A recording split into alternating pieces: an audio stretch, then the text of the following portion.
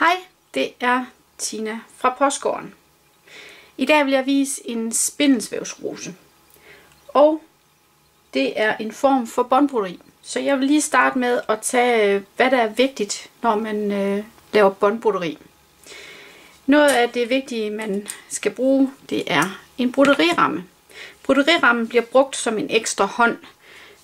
Og så undgår man også, at hvis man skal sy over en strækning, at stoffet det ikke trækker sig sammen. Så derfor så skal vi bruge en broderiramme. Og selvfølgelig nu har jeg bare taget et stykke ganske almindeligt stof for demonstrationens skyld. Og den bliver spændt fast i rammen her. Og det skal sidde godt fast. Det må ikke have sådan, at det kan glide, men det må heller ikke sidde så stramt, at det begynder at trække i stoffet. Og en anden ting, det er, at sådan en broderiramme må man ikke have lov at sidde i stoffet natten over. Hvis nu man siger, at det kan jeg skal bruge det igen i morgen, og jeg lader det lige sidde. Nej, det gør man ikke. Man tager simpelthen rammen af om natten, fordi bare se, som det er her, så er der allerede en ramme rundt her, rammeaftryk. Så derfor så skal rammen af om natten. En anden ting, man skal bruge, når man laver båndbroderi, det er, at mange gange så skal man have tegnet tingene op, det man skal lave. Til det jeg skal lave i dag, der bruger jeg lige lidt alternative optegning, fordi normalt så vil jeg jo have en fast tegning, der ligger nedenunder mit stof, og det vil jeg komme til senere. Men lige nu, der viser jeg bare teknikken her. Den her spindelsvævsrose, den tegner jeg op med en friktionspind, fordi så kan man lige give det et skud damp bagefter, og så forsvinder farven. En spindelsvævsrose er bygget op over en cirkel. Det vil sige, at man har midten herinde. Den markerer man. Så markerer man ud her, fordi man skal have delt den her, jeg kan også kalde det for en lavkage. Der skal du have delt det her rundt om i 5 lige store dele. Så først så deler jeg den der, og så går jeg lige ned her, sætter det næste, og så deler jeg de sidste 2 stykker her. Så det skal sådan nogenlunde, det bliver nogenlunde fordelt her. Sådan der. Så har jeg mine prikker at gå efter, og det er der vi skal starte. Til en spindelsvævsrose. Nu bruger jeg ikke lige silkebånd i dag, men et af de andre bånd, man kan brodere med. Og det er organzabånd. Det er sådan lidt stift i det, og det kan holde sig selv. Til en spindelsvævsrose er lidt forskellig fra det andet båndbroderi, for normalt så vil jeg jo trække båndet ned igennem stoffet. Og der er det her sådan lidt for kraftigt til. Men når det er noget, den her spindelsvævsrose kommer til at ligge oven på stoffet, så kan man sagtens bruge sådan noget som det her. Og ydermere, så skal jeg bruge en broderitråd, der matcher nogenlunde med det bånd, jeg skal sy med. Godt. Vi skal lige have startet med at have stoffet spændt op i rammen nu.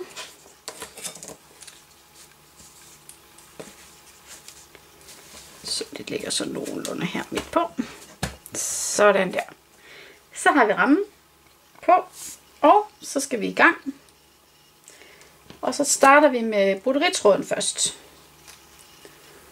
Og der slår jeg lige en knude, og det gør jeg altid ved at lægge den på pegefingeren og båndet eller tråden ind under nålen, og så kører jeg lige et par gange omkring.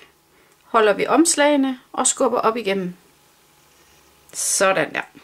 Godt. Og knuden den skal være sådan rimelig stor, fordi at nu skal det der er på bagsiden, det skal jo holde, at jeg trækker i det, når jeg skal i gang med rosen. Så vi starter her, trækker igennem, holder båndet på plads her, og så går jeg ned i den anden herover, og så går jeg op i midten.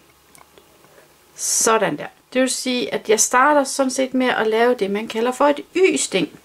Og nu går jeg lige ned. Sådan der. Godt. Og så laver jeg hver ben for sig her. Så nu går jeg ud her til siden og går ned i midten. Og går ud til den sidste. Sådan der. Så består rosen af 5 ben. Hvis nu, at jeg kun har lavet 4, så vil jeg ikke kunne gå over og under hver anden, fordi så vil man jo gå under den samme hver gang. Nu skiftes den skiftevis over og skiftevis under, når tallet er ulige på benene. Sådan der. Så vender jeg rundt. Og nu kommer sporten så i at få hæftet den her. Så nu går jeg ind her nedenunder knuden og lige syr igennem. Sådan at jeg lige laver en ekstra hæftning. Så jeg syr... skal vi se her. Så jeg kan få fat. Jeg tager simpelthen lige og vipper knuden lidt til side, og så syr jeg ind igennem tråden her nedenunder. Sådan der. Den sad ikke fast den her gang, så prøver vi lige en gang til. Sådan der. Og så går jeg her ind til midten, og så syr jeg nogle gange omkring. Sådan der. Og så går jeg ind under midten, og så går jeg igennem lykken her. Fordi så laver jeg ligesom en knude. Det er meget vigtigt, at de her ben og den hæftning her på bagsiden, den er grundig, fordi at man kommer altså til at trække i det. Og for at undgå, at de springer op, de hæftninger her. Godt. Det var benene. Så nu klipper jeg tråden af. Sådan der. Så skal jeg i gang med båndet. Og til båndet, der slår jeg en knude. Så vil jeg vise, hvordan man låser båndet, når man syr med båndbroderi. Og sådan en 0,75 cm fra en 3/4 cm fra enden, der stikker man nålen ned igennem båndet og trækker den ende ned over nålehovedet her. Skal jeg se, hvad jeg lige får til. Sådan der. Og så er båndet låst til nålen. Godt. Vi skal i gang med at brodere den her rose. Og jeg starter herinde midt på ved et af benene. Og den første gang, når man lige skal trække den her op for at lave plads, og det gælder også til silkebånd. Hvis man skal lave plads til båndet, så ruller man lige rundt med nålen indtil at den er på plads. Godt. Det her, det er mit første ben, så det hopper jeg over, og så går jeg under den næste. Og når jeg broderer, så broderer jeg altid med, eller når jeg skal trække rundt i benene her, så broderer jeg altid med bagenden af nålen.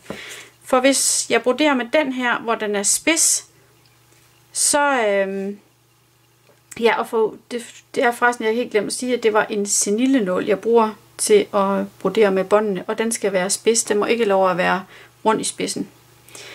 Så broderer jeg med enden af nålen, fordi så skader jeg ikke, når jeg kommer længere ud og skal til at putte lidt ind under, så skader jeg ikke mit bånd. Godt. Det første ben her, det springer jeg over, og så går jeg under det næste. Nu må båndet godt have lidt sit eget liv, det vil sige, slår det nogle krøller eller laver noget andet sjov, så er det også fint. Man behøver sikkert at trække det helt til, så det sidder fuldstændig stramt. Det må gerne have lov at folde lidt. Så gik jeg under den, så skal jeg over den og under den her igen.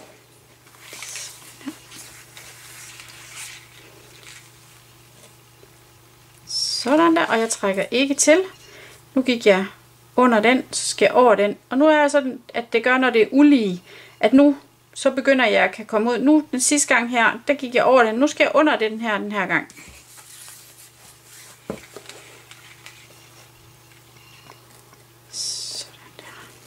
Ja, og nu så bliver vi rundt om her, og det er med at lade den have sit eget liv, og måske hjælpe den lidt med at sno sig.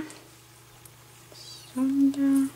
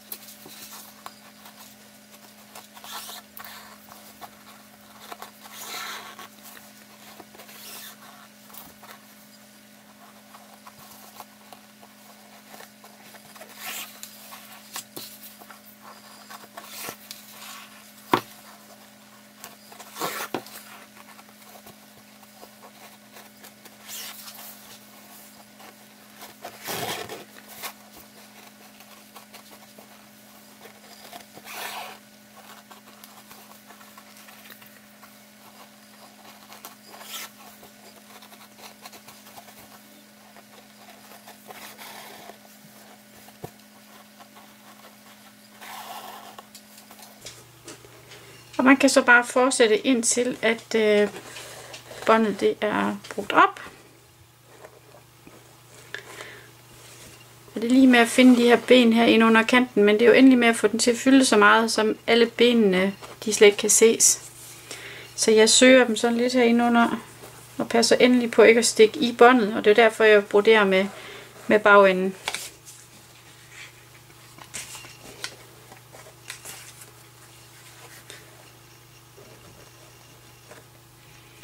Og så stikker jeg ned ved det her ben her, jeg ellers vil have gå under. Fordi jeg skal også lige have lidt at hæfte med på bagsiden. Den trukket lidt ind. Sådan der. Og igen, du kører lige lidt rundt med nålen for at få den ned. Ellers er der ikke plads i stoffet til at få den under. Sådan der. Så er min rose færdig. Så vender jeg om. Og så tager jeg lige et par gange her omkring det nærmeste ben.